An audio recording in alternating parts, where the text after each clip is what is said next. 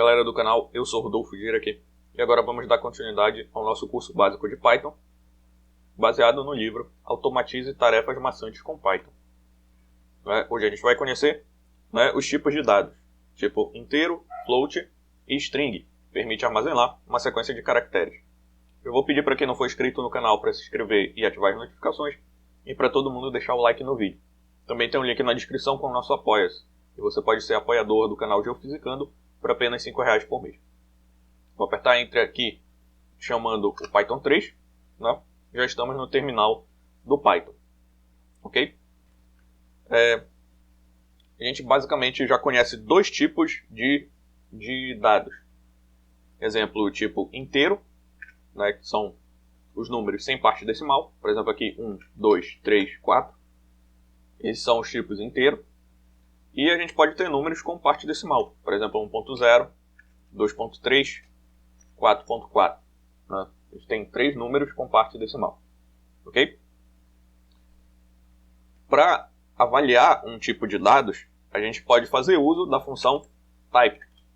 Para utilizar a função type, a gente chama type e entre parênteses a gente põe o valor que a gente quer avaliar, qual é o tipo. Exemplo, vou passar aqui o número 1 entre os parênteses da função type. Ao apertar Enter, ele vai me dizer que esse valor pertence a uma classe int, que é a classe justamente de valores dos números inteiros, ou seja, aqueles números que não têm parte decimal.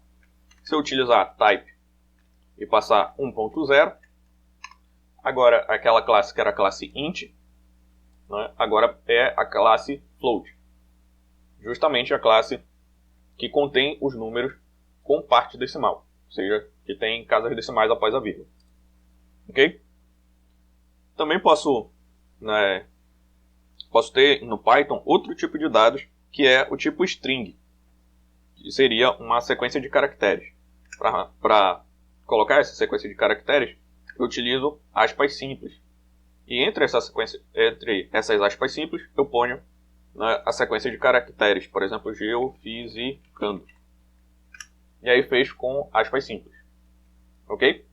Ao apertar Enter, essa string ela só é retornada pelo terminal do Python. Ok? Se eu utilizar a minha função type, passando geofisicando,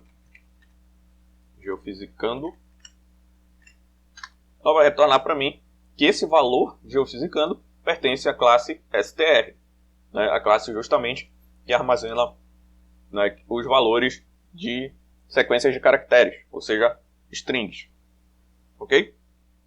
É importante deixar claro, vou apertar aqui Ctrl L para limpar a tela, é importante deixar claro que essas aspas simples, elas delimitam uma string. Então, por mais que eu tenha, por exemplo, um número 42 aqui, se ele estiver entre aspas simples, ele não será do tipo inteiro, ele será do tipo string. Então, apertar Enter aqui, o tipo desse número é string.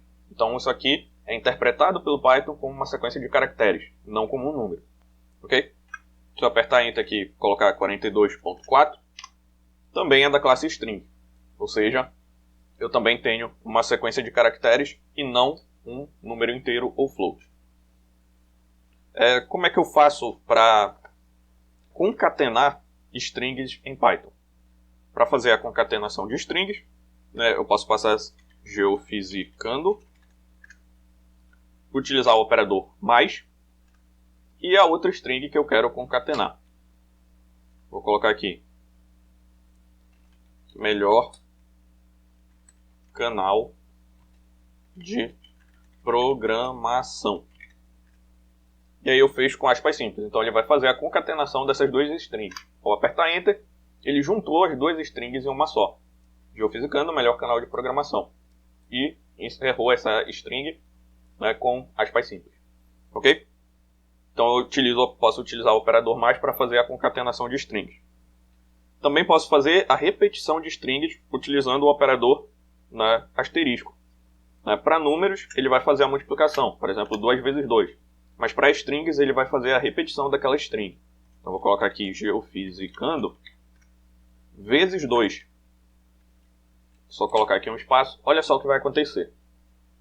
Ao apertar Enter, ele repetiu aquela string 2 vezes, geofisicando. Ok?